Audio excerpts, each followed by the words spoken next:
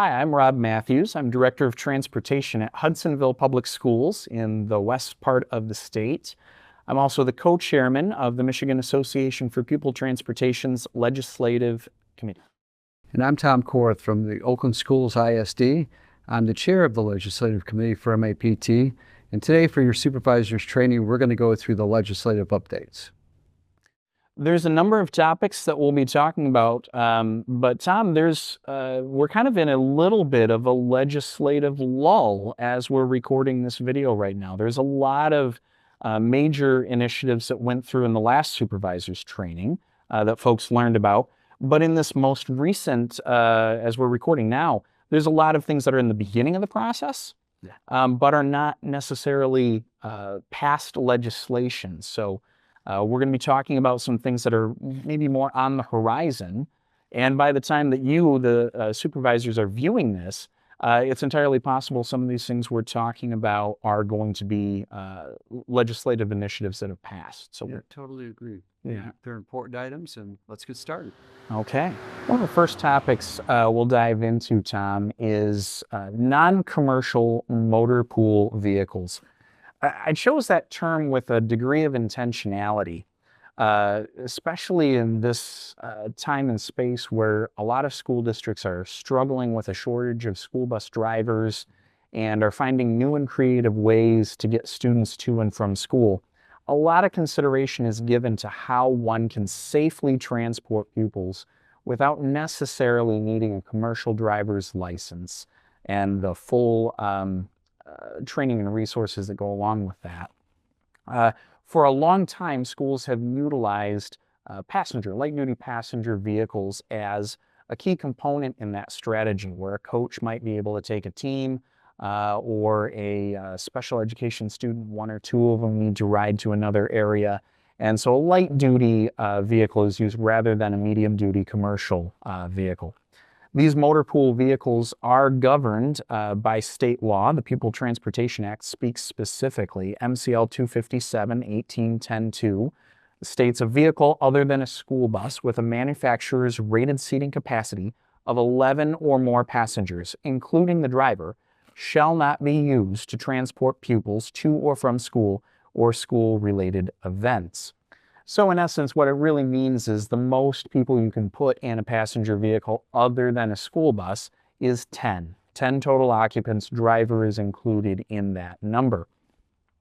There's a number of vehicles that naturally meet that criteria, a minivan or a sedan or something of that nature. Even some large SUVs can be configured to seat up to 8 or even 9 passengers depending on the manufacturer and the dealership that you procure it from. But schools tend to go for one of the more affordable options on the market, and affordable and large. The large full-size van was the dominant force for a number of years. Given the law, that full-size van needs to seat somewhere 10 or fewer total occupants. Standard seating configurations on those can go up to 12 or 15. Now, folks might remember that 20 or more years ago, there was a lot of concern about 15-passenger vans transporting youth, whether it was schools, youth groups, college groups. Those vans had a propensity to roll over and cause a lot of accidents and injuries. Back in the early 2000s, a federal legislation was passed that prohibited the sale of 15-passenger vans to any school in the nation.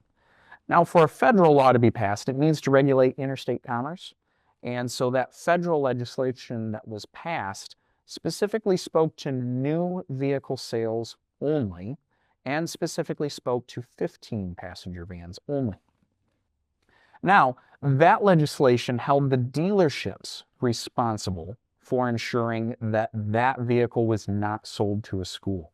So if you're a new transportation supervisor and you're looking for a van for your district and walk into your local dealership and ask them to quote you a 15-passenger van, the sales rep is likely to tell you that they can't do that. And if they say they can, they're fairly new and their sales manager is going to intervene shortly and say that they can't do that because that dealership is going to be held responsible for an illegal sale to your school district.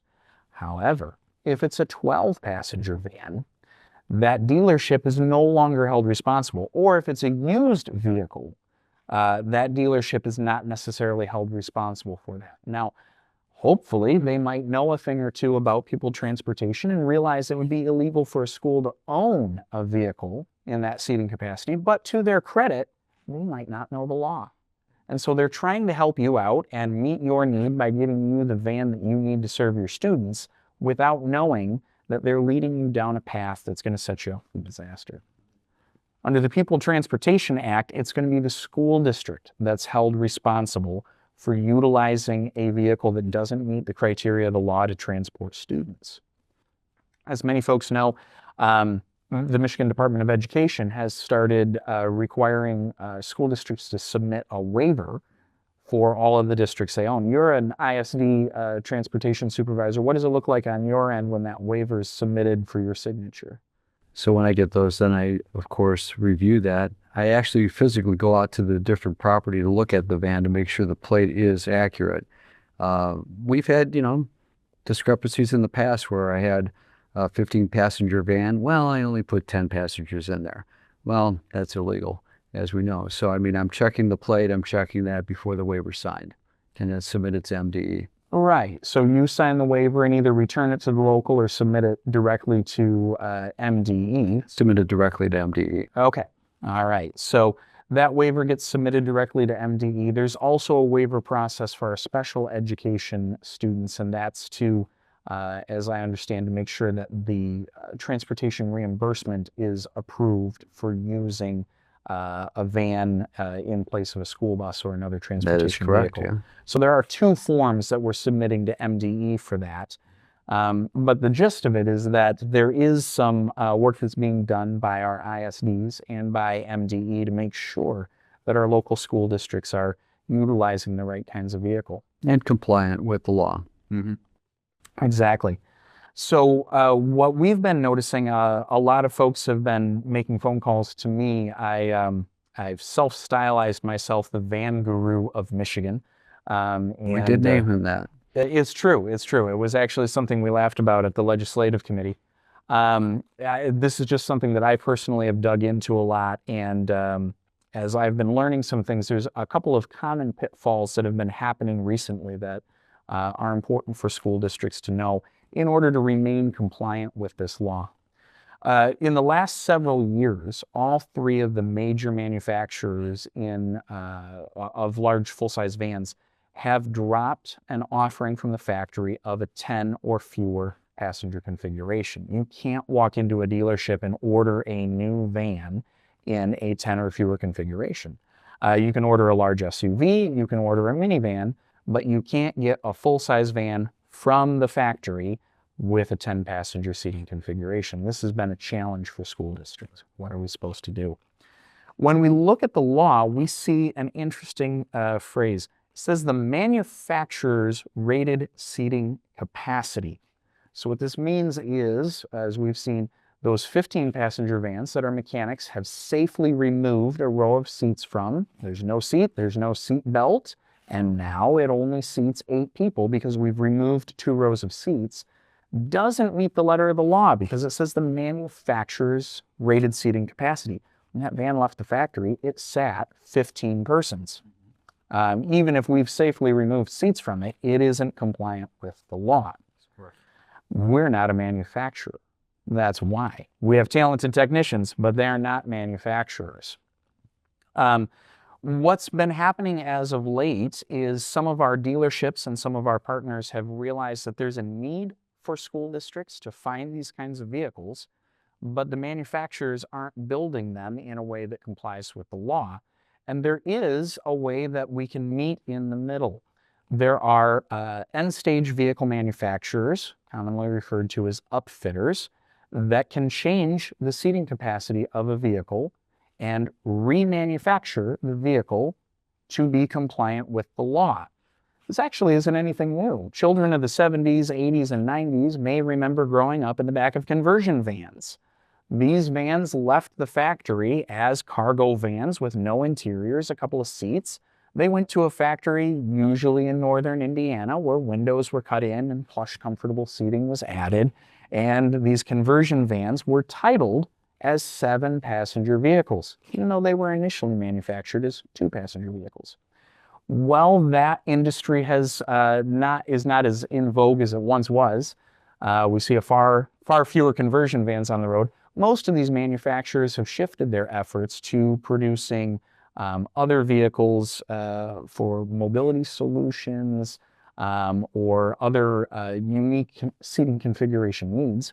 And so they're still producing these types of vans and can assist a school district in having a 10 or fewer passenger configuration on a vehicle that may have originally been manufactured as a 12 or a 15.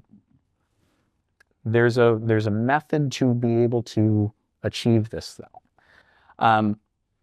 The dealerships that we're purchasing vehicles from establish a partnership with one of these end-stage vehicle manufacturers. So when a school district is working with a local dealership and putting together a request for proposal, I think it's incredibly important that they articulate that the proposed vehicle to be purchased, it needs to be compliant with all applicable Michigan law.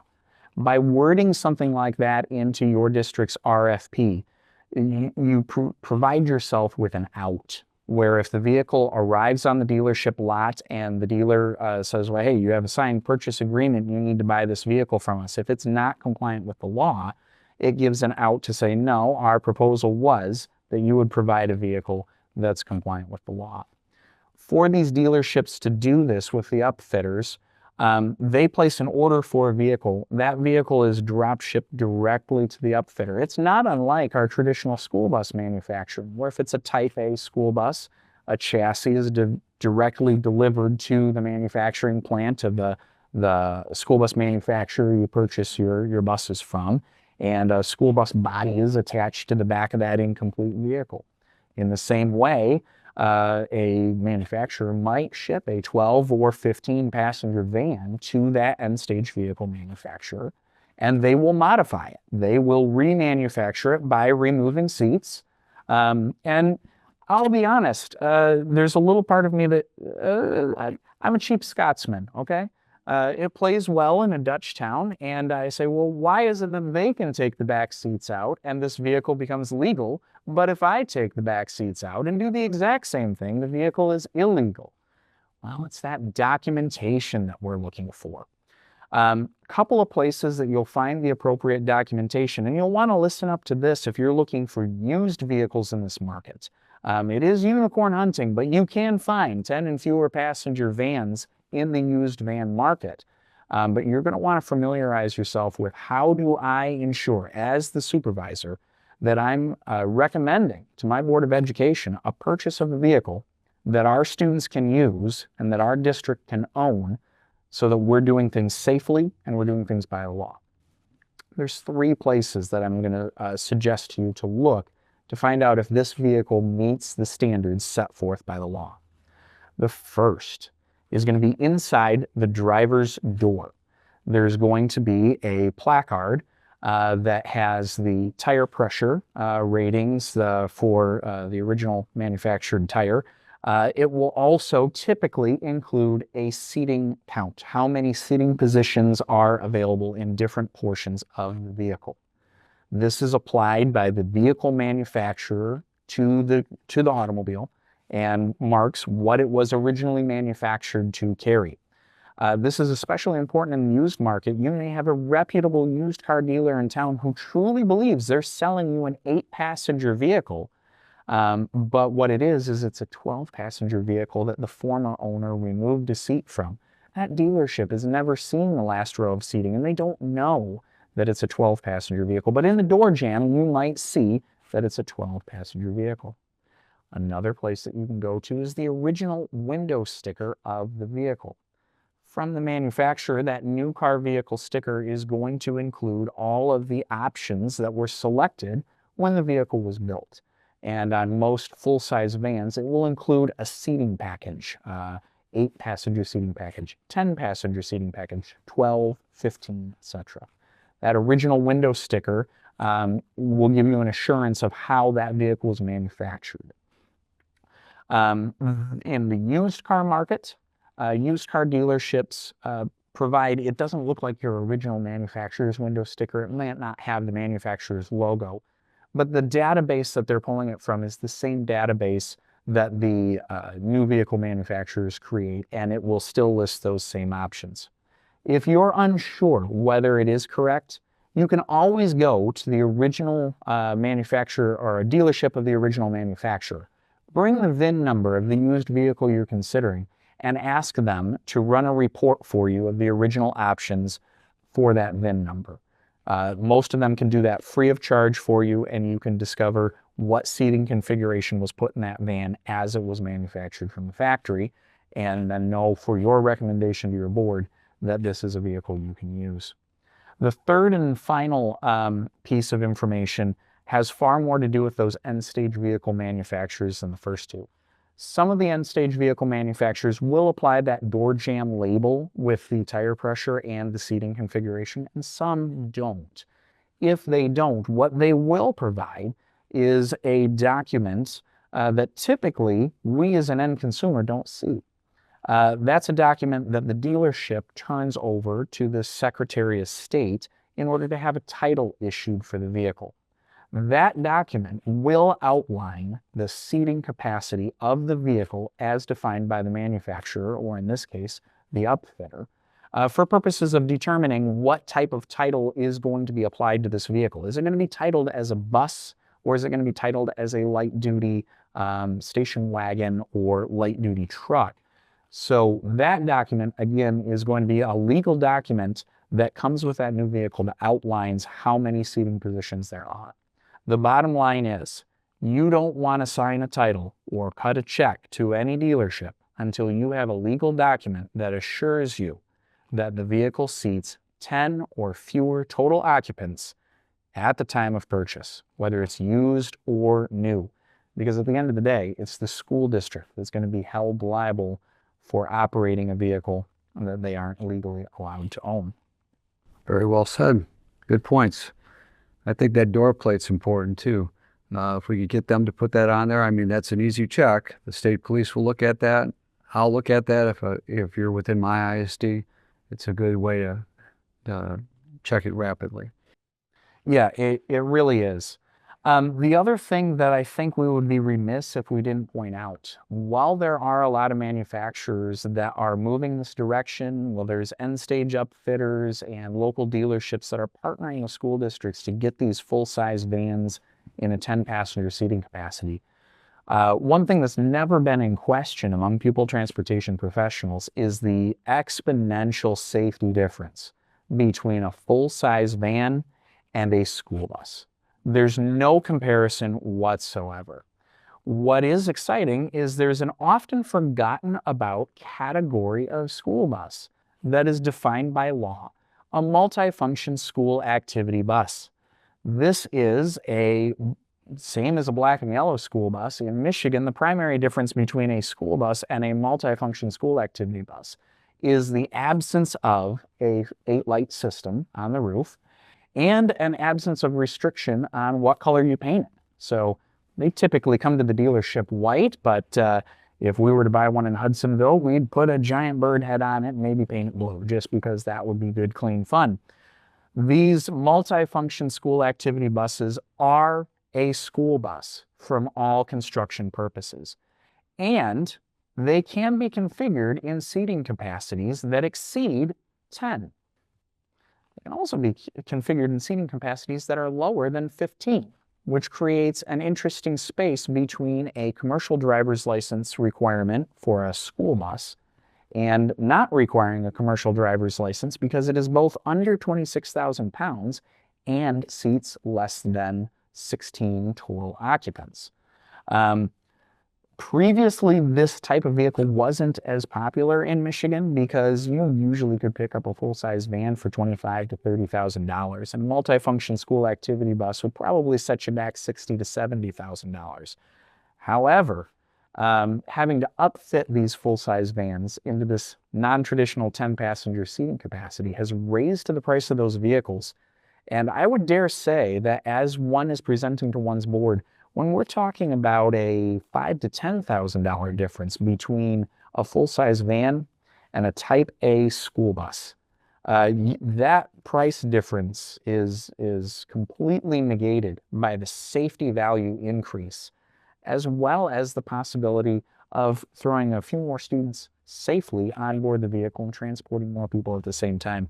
I really think this is something the schools should consider and look into the laws, work with their local dealerships, their preferred vendors, and see if that might be an option or an opportunity that warrants further consideration. Sounds like a good advantage to have a chauffeur's license versus a CDL. However, we still have to have the endorsements. Chauffeur's license is required for anything that is registered as a bus. That is absolutely true. A DOT physical would also be required. An MDE certification would be required if it is a yellow and black school bus. If it is a white activity bus, because it doesn't have the overhead flashing lights, that MDE card is no longer required. Okay, we're going to roll right into common carrier now. Yeah, so this is another new legislative piece. It actually isn't even technically a legislative piece yet at the time of recording. Right. This is something that's being talked about in Lansing, and a initial draft proposal of some language has come to light. But it's really a response to some school districts taking a practice that they'd been using and trying to apply that practice to the 22L transportation categorical reimbursement. And it brought to light a practice that's been happening in the state of Michigan, and a review of whether or not this is something that we should be able to do. So common carrier refers to a school bus, a public, or not a school bus, a public busing service of some variety. So in the Grand Rapids area, the Rapid would be a common carrier. Up in Traverse City, Bata, over in Lansing, it might be Decata buses, dial-a-rides in some of our rural contexts, any sort of a public transportation option that anybody can get on and ride to any location. I'd like to offer up a clarifying point. As we discuss this and as we discuss the implications of it on pupil transportation, it should be noted that what a family or a parent chooses to do on behalf of their student is truly their business. And so a family that lives in a area that a school district is defined as a parent responsibility or a walk zone, less than a mile or a mile and a half by revised school code from the nearest school building.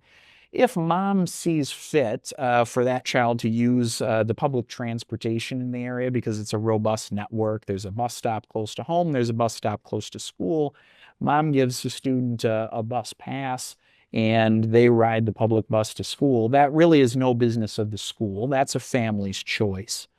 What we're talking about here is when the school district itself elects to utilize a common carrier of some variety to provide a transportation service in lieu of a transportation service the school would otherwise provide by school bus, or a transportation network company, a TNC, or something of that nature.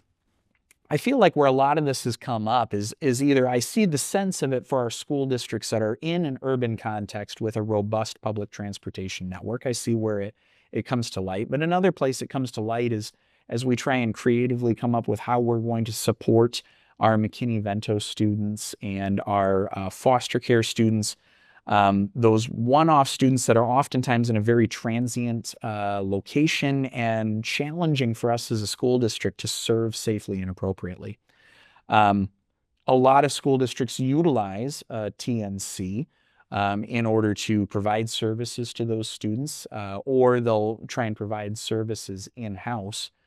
There have been some school districts in the past who have utilized that public transportation option. Perhaps they've utilized a taxi service, or they've, for a brief season, schools might have tried to use Uber. Uber's changed their company structure, and they don't transport unaccompanied minors anymore because of safety concerns and things of that nature. And I certainly don't fault the schools that are trying to come up with creative solutions to challenging problems. You know, we're all in a struggle here, but we want to make sure that we're doing things safely in the best interest of students. And that's one of our concerns with the common carrier. While we may have a reliable and robust partner in our local public transportation agency, they may even go so far as to provide us with background checks for the employees and provide us with information to assure us that their bus drivers are highly trained, safe, competent individuals. The Achilles heel of a common carrier is that the fellow passengers on the bus can be anybody. Now, again, if that's a parent's choice, that's something the school doesn't have a control over. But when it's the school's choice, that is something that we need to reckon with, is who are the other people on the bus. A public bus stop that's established is available for all of the public. And so a local common carrier can't simply dictate that a school bus stop at our local middle school can only serve middle school students enrolled in that middle school. Any person of the general public could board or disembark the bus at that location. So we open ourselves to a host of possibilities of having the public in places that perhaps as a school district, we're not comfortable with having the public. Ultimately, though, where the review of this practice came into conflict with the law is back to our friend, the Pupil Transportation Act. PA 187, specifically MCL 257-1810, outlines the definition of a school bus and what type of bus a school district can use to provide transportation services, which really goes back into what we were just talking about with those motor pool vehicles and buses. And one of that key critical components is the type of bus used has to be a school bus. It has to be built to the applicable federal motor vehicle safety standards governing a school bus, which means there's only two types: a traditional black and yellow school bus and a multifunction school activity bus. There is a carve-out that allows schools to intermittently coordinate with and use a motor coach or other type of vehicle for specific, so the orchestra going to Disney World, the East Coast trip, maybe even the football team making it to state finals, but it can't be a regular practice and it can't be getting students to and from school. It's also prohibited that a school even own a motor coach of their own. That vehicle isn't built to the right standards. And that's where we fall into the Achilles heel with these common carriers. The vast majority, if not all of them, are operating buses other than school buses. There may be a few out there that are operating something akin to a multi-function school activity bus, but it's very uncommon. Most of the commercial buses they're using are built out of fiberglass bodies and the like, and certainly a transit bus, a city transit bus, is built to completely different standards and regulations than a school bus. And that's where the legal aspect of this is coming in, where there's some, because there's a lot of schools that have been using this and perhaps unaware that it wasn't a legal recourse for them to do, there's been some pressure to look at amending the Pupil Transportation Act and adding a new subsection 3, which would read something along the lines of, notwithstanding subsection 2, which of course is talking about the types of school buses we can use that we're all familiar with. A school may use a public transportation system offering fixed routes or on-demand transportation to transport pupils to or from school or school-related events. As an organization, MAPT is uncomfortable with the language that's being proposed here. It opens up a Pandora's box of opportunities to use vehicles that are not safe for the transportation of students, and to put students in a position where they're surrounded by persons that we don't know who they are, what their intentions are. It just is it's a concerning language that's being presented. So this is something that we'll be monitoring closely And Michigan Association for Pupil Transportation is going to be lobbying for ensuring that the law remains focused on keeping our students safe. And the safest way for a student to and from school is on a school bus. With a certified school bus driver, we have the most highly trained and safest drivers on the road. And while we have some wonderful people that are working for our local common carriers, nothing beats a school bus for safety and for our students. Student safety, I agree. I'm going to talk a little bit now about House Bill 4214 regarding school bus stops. Right now, the way the law is written is that when the yellow overhead lights are on and they're flashing, we all know that when the bus stops, sets the parking brake, and when the door opens, that's when the red lights go on. So currently in Michigan, there's some debate about, with law enforcement and the stop arm cameras, how we can enforce that, because you know what drivers do when they see the overhead yellows on, they kind of go a little bit faster to kind of get past that because they know what's coming next. It's like that at traffic lights too. You have to be careful because when the yellow light goes on, they just race through to try to get there before the red, try to get through before the red light stops them. So with that said, there's a little bit of tweaking with the law right now to say that within 20 feet, the driver should be coming to a stop when those overhead yellows are on. MAPT kind of feels there's two parts to the education part of this. One, we have to enforce with our drivers the professional development that, you know, sometimes drivers are dropping the kids off, they're picking the kids up, and they see the guy who's been tailing them, or they know that guy is going to pass them every morning. So sometimes a driver might do a gotcha moment and say, I'm going to really try to get this guy. And the lights go on, and I've never seen a bus driver do that. no? No. Okay, well, you haven't come to lower part of Michigan then. Where are you from? Okay. So with that said, I think most drivers sometimes get that last nerve going, and they might try to do that occasionally. So with that, we have to educate the driver to make sure all the traffic is clear, and that when the traffic is clear, that's when they open the door and the red lights go on. Also, with the motoring public, we have to inform them and teach them by way of PSAs and public service announcements, just to be able to train them, drivers training, different things for the younger drivers too, to know that when a school bus stop is going to happen, the yellow overhead lights go on, and then following that, the door opens and then the red lights go on. So we're still talking about that. That's a work in progress right now with MAPT and the legislature. Want to talk about mentorship. I want to talk about mentorship.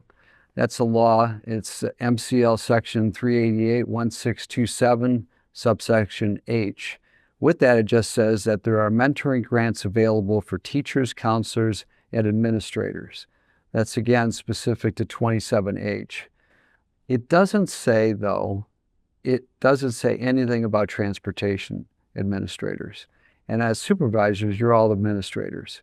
And we think that should be included. We think that maybe the shadowing or this mentorship program that's available through funding through this act could put you in a better position to be able to learn your job better from a seasoned pro, someone that was seasoned at the district level before that, perhaps retired, maybe working in a neighboring district right now, that could go out and actually instruct a new supervisor coming in.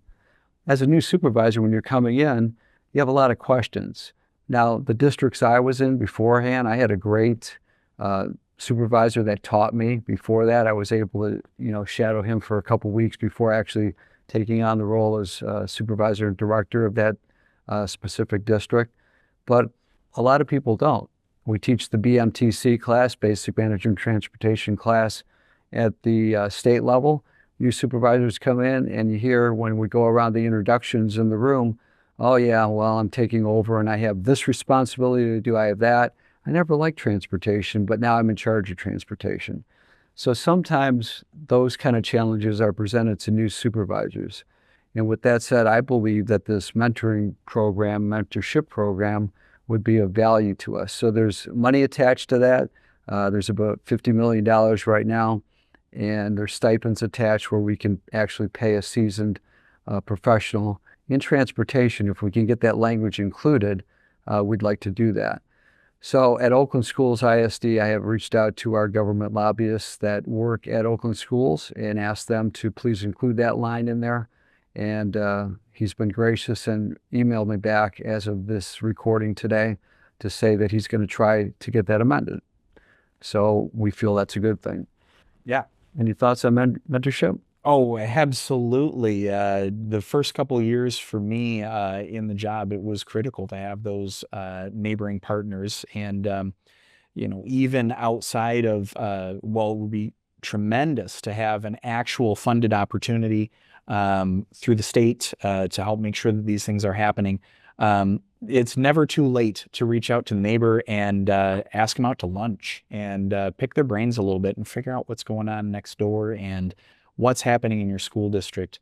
That basic transportation course that's a requirement for all supervisors to have taken, and of course the continuing education component that you're all doing right now to maintain that certification, is only one of the potential pathways. The Michigan School Business Officials organization has partnered with the Michigan Association for Pupil Transportation to put together a voluntary certification program to become a certified transportation director through MSBO. And most of those classes are taught by seasoned professionals at MAPT. And there's a lot of valuable insight and resources that can be gained from that. So if you're watching now and wondering about some of these deeper questions on how to really navigate special education transportation, or how to properly investigate an accident or things like that, there's coursework available through MAPT and MSBO to further your education on that. There's also just that connection and camaraderie that's so common in this industry, and a real reason why so many of us have been here so long in transportation, whether it's driving a bus or being a supervisor.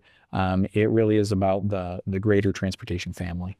Going along with that collaboration too, reach out to your ISDs. At Oakland Schools ISD, I partner with our 28 public and our 12 PSAs that have transportation fleets. We have monthly meetings, and that's a great support system to be able to get together, because at those meetings you can talk about different problems that come up or different trainings, especially for the newer people in the room. So congratulations on becoming a new supervisor when that happens.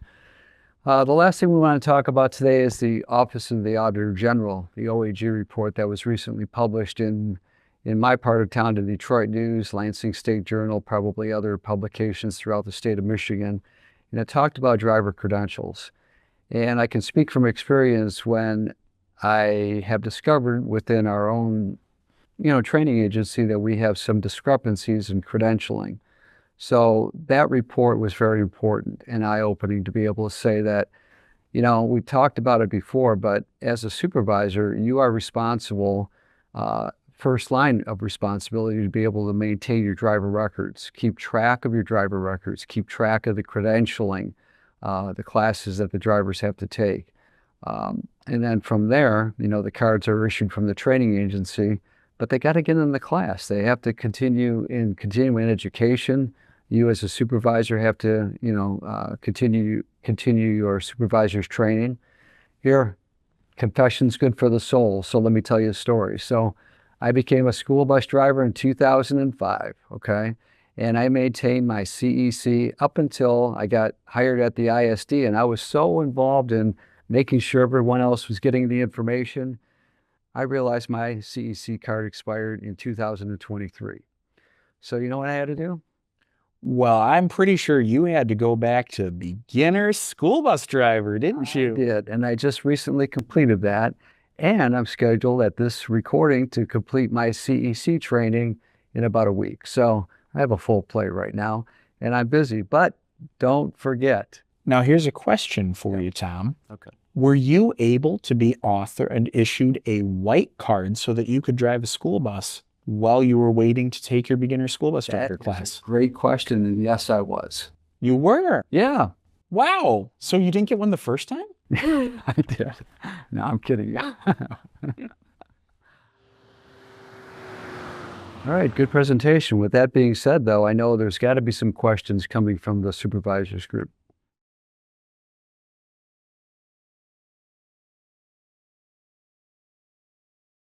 So the question was, with these new laws and regulations that are coming down for pupil transportation, how do all of you get involved to be able to help?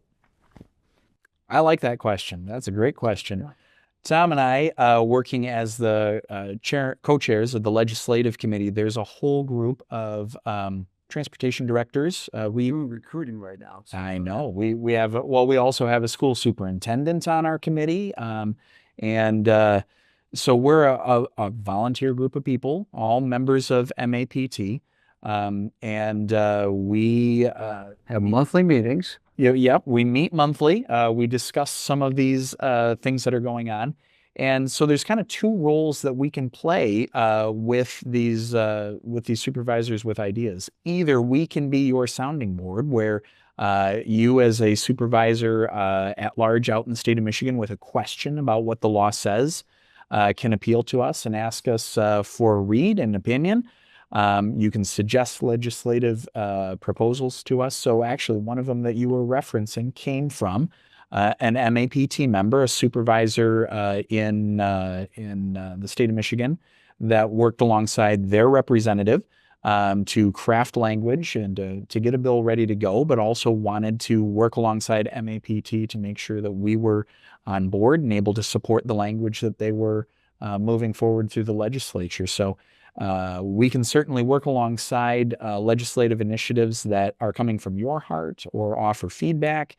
And of course, we're always looking for a few new members that are interested in being policy wonks with us. Yeah, and I'm encouraging you, if you want to join the MAPT Legislative Committee, it's more than just meetings, okay? You have to get involved. You have to contact your state representatives when we talk about different legislative changes that we are thinking about for transportation. So I need active participants. We need active participants to be able to affect change throughout the state. We also require ties. Yes. He's wearing a bow. I'm wearing a half Windsor. Next question. So the question is a good one. Is there a way to be able to share transportation laws, viable transportation laws, with the general public? Because they don't really know. Interesting. So there is something that I stumbled upon it to a certain extent in Hudsonville. It was a local news agency reached out to me right at the top of the school year, and they wanted to do a PSA bit, something about back to school and school buses and red lights and what should drivers know.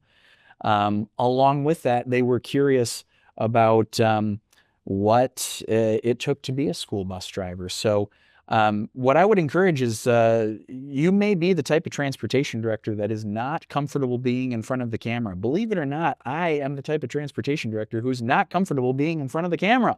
And yet here I am.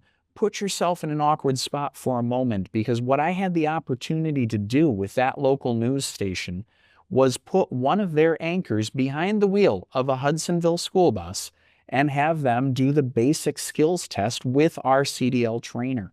And they were able to talk through how it actually wasn't nearly as intimidating as they expected it to be. It was a pretty good recruiting tool to get that out into our community and have my district's name on the side of it. So while everybody was looking to hire whose name was on the side of the bus on that news broadcast, we also worked with their traffic reporter, and we did a bit on what the different light means and what you're supposed to do. We also, to make sure that everyone felt comfortable that we weren't divulging anyone's personal information, we had them pass one of our school buses with the red lights on in a parking lot in the news station's vehicle, emblazoned with their logos and everything. So you knew it was a bit. It was part of the shtick. But the viewers were able to see exactly what our exterior cameras could record about their personal vehicle, including the license plate number of that news van, and was a reminder from the anchor talking about the fines and violations that a motorist may face if they pass the stopped school bus. It was a very visceral, it was a cool opportunity. So don't necessarily wait for them to come to you. You can seek them out and engage with your local news media outlets working with your ISD and your local school districts, social media people, Facebook. There's a lot of ways to get the good news out there about things that are happening and what it means, what parents should expect. I would also encourage transportation directors to consider, remember that you are an administrator in your district. Your district has entrusted you with the care of these students. Many of your fellow administrators are regularly communicating with parents through newsletters and email. Maybe that's something for your transportation department to consider as well, having a regular message that goes out to families about how what behaviors should be expected at the school bus stop, and just grassroots efforts to get the word out. I think there's some real ways to do that. I like your idea of collaboration, especially with the communications department. Every LEA has them, every school district has them, every ISD has them. I mean, I always partner with my communications department, and they reach out to the media like you're talking about, and we'll do PSAs and we'll do simulations on the bus, and just the idea that it's back to school. It's more than just back to school and School Bus Safety Week too. We have to get the word out there a little bit more often, and I think prime time would be better, but sometimes our spots hit at times of day where motorists aren't necessarily driving to and from school at that time.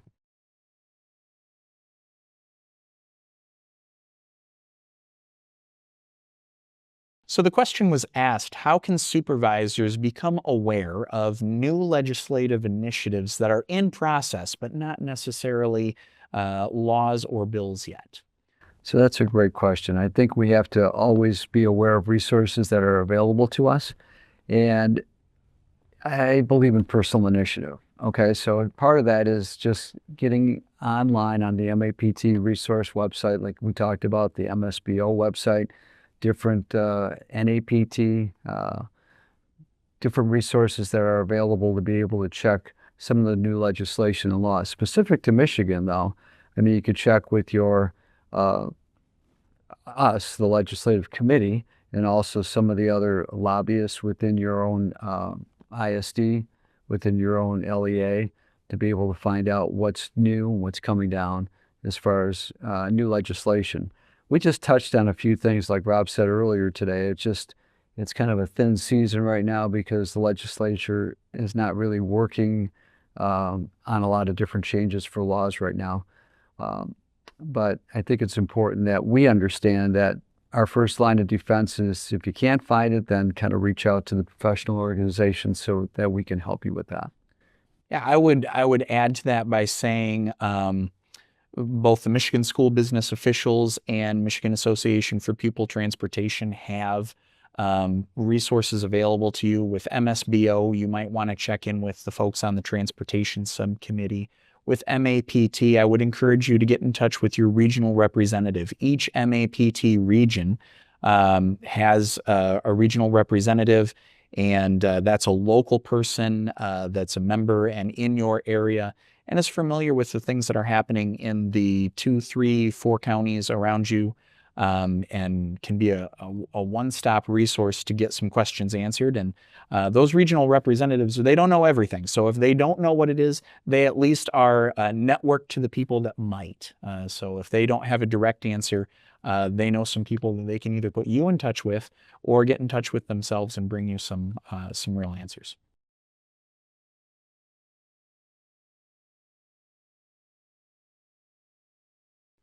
The question is, how often do transportation laws change? Ooh, That's a good one. yeah, it's fun. That really depends a great deal on what legislative initiatives are going on, who's in Lansing, what's happening. It also depends greatly on how involved are we as pupil transportation officials in making and affecting changes to the law to promote student safety and create a safer environment for our kids. Over the last 5 to 8 years, there has been a flurry of activity, and some of these changes to the laws have been welcomed with a lot of excitement in the pupil transportation community. Some of them a little bit less so. And but there's always something that's afoot and happening. So it's a both and. I mean, in some respects, some things have changed very little. Red lights still mean don't pass the school bus, and there's a lot of the basic steps and the legal requirements of what constitutes a school bus and how are they supposed to be painted and where can they stop. Don't tend to get changed a whole lot or messed with. Personally, I think that's a good thing. But there are other things that come into play, and so it changes. It can change rapidly. It can change. The landscape is ever evolving, and I think the key thing is that awareness. And as you shared earlier, taking personal responsibility and initiative as a professional, as a school administrator, to keep your ear to the ground about what's affecting your students, what's affecting your bus drivers out there. And again, that collaboration with professional organizations, whether it's MAPT, MSBO, or any of the other organizations that are supporting the work that's being done by schools, really helps you to stay informed. And I can't speak too highly about just being aware of your neighbors, connecting with the other schools nearby and in your ISD, so that you're all on the same page about what's happening out there. Yeah, some of the other ideas are the transportation listserv. There's a lot of great ideas flowing back and forth on that too. And based on your constituents and questions that you have, I mean, share those. Share those with the MAPT Legislative Committee. If it's a question that you might have, or think about an idea you might have that might be better for student safety and pupil transportation, let's share it and see if it's something that we can do to affect change in the law. Yeah, and it can't be said enough that there's a lot of other resources in terms of just being generally aware of what's happening in the news, electing to receive information updates. You can log into the websites of your federal legislators and your state legislators and get news updates from the representatives that are elected to cover your geographic area, whether it's the area you work, the area you live, or both. While a lot of those updates might be about things that don't directly apply to pupil transportation, a quick read and you learn a lot of things, similar to how many of us elect to receive updates from MDOT about construction projects in our region and what roads are going to be closed, or those of us that sign up to receive news updates and weather updates from the National Weather Service, or be a part of some of their webcasts about, for decision makers, for school decision makers about school closings. These are resources that are available to every one of the transportation supervisors that are watching, and they're free. They're easy to find. They're easy to sign up for. And when my inbox just gets so full, it's really easy to delete the ones that I don't need. But I would rather have it come across my page and be aware of a road construction project that might impact my buses than to miss that news update and find out over the radio that a road we thought was going to be open isn't. Yeah. Collaboration is the key. All right, great questions. Let's do a wrap-up right now of what we talked about today. Yeah, so we initially started by talking about our motor pool vehicles, and while there wasn't any new legislative initiatives to talk about there, we spent a little bit of time talking about some of the common pitfalls and challenges.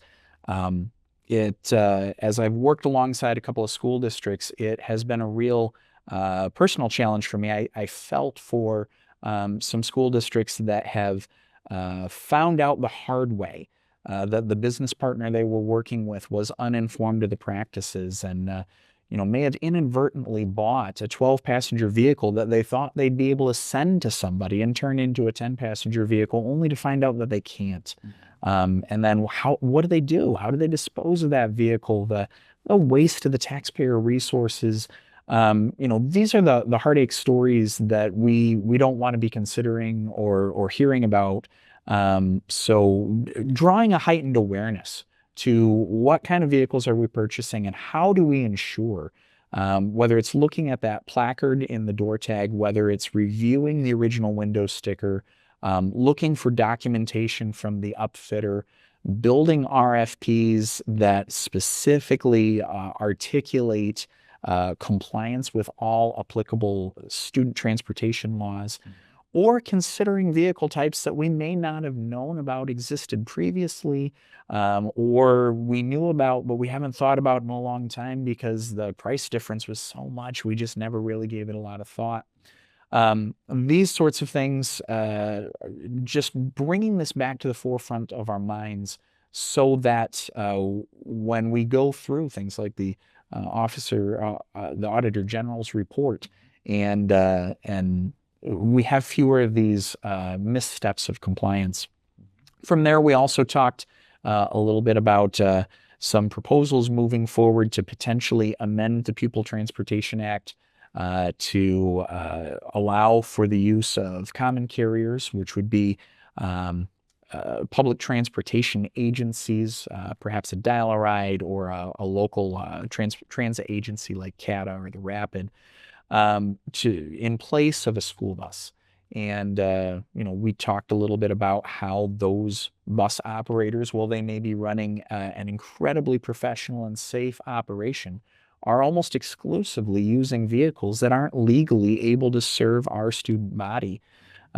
While we were talking about that, we touched on transportation network companies, TNCs, which more and more school districts are using for McKinney-Vento transportation or Foster transportation, and highlighted how we want to be mindful of the business agreements that we're entering into, the third-party partnerships that we're extending, and making sure that those TNCs are also compliant with the law in the same way that we would want our common carriers, if we were going to network with them, to be compliant with the law.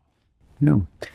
And regarding school bus stops, House Bill 4214, what we were talking about earlier, this all started with an idea to amend that law by one of our supervisors in the state of Michigan. He reached out to MAPT and said, we need to do something maybe a little bit different as far as those overhead yellow lights, and more clearly define that so law enforcement and the now stop arm cameras can actually catch motors that go through our reds and actually enforce the law with that. So again, we talked about the training part of that first with the driver to be able to make sure that all the traffic is clear before the door actually opens and the red lights go on, and also the motoring public, which we're going to continue to work collaboratively with all of our ISDs and LEAs and the communications departments to be able to put out PSAs and maybe news reports at the right time of day so that the motoring public can be informed and also educated. And then we talked about the mentorship bill too. That was